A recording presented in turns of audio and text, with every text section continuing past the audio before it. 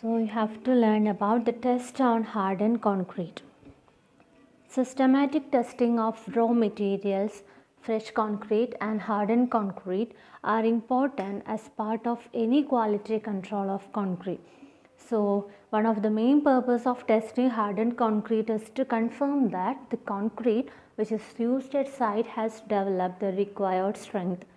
So you have to learn about two types of tests, that is destructive test and non-destructive test. So in destructive test you have to learn about compression, tension test, and in non-destructive test you have to learn about rebound hammer test and also ultrasonic pulse velocity test.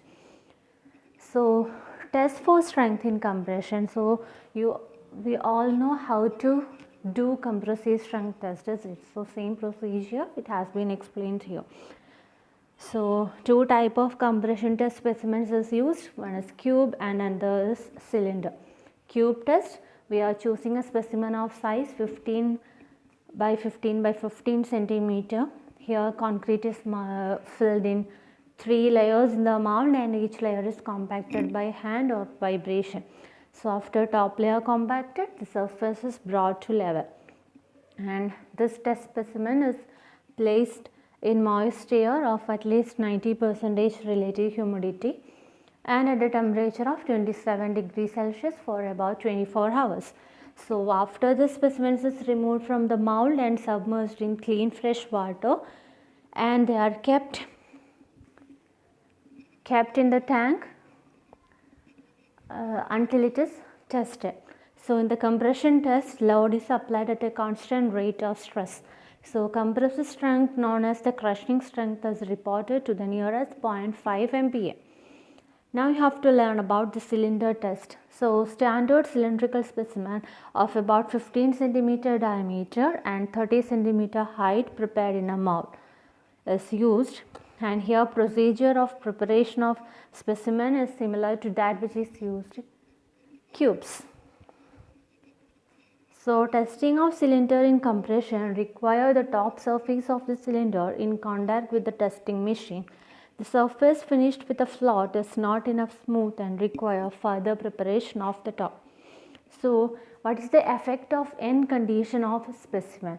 So if the top surface of the cylindrical specimen used for testing in compression is not perfectly smooth, stress concentrations are introduced and apparent strength of concrete get reduced. So to avoid this reduction in the strength, plain end surfaces are essential.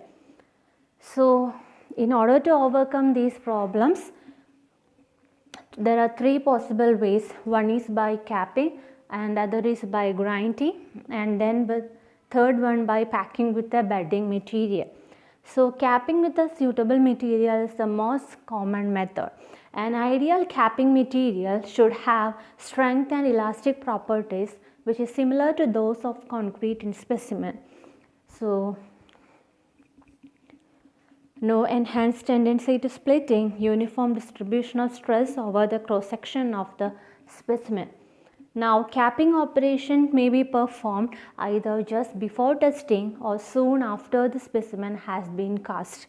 When capping operation is done soon after casting, Portland cement paste is used, and when capping is done before testing, high strength gypsum plaster and molten sulfur mortar is used.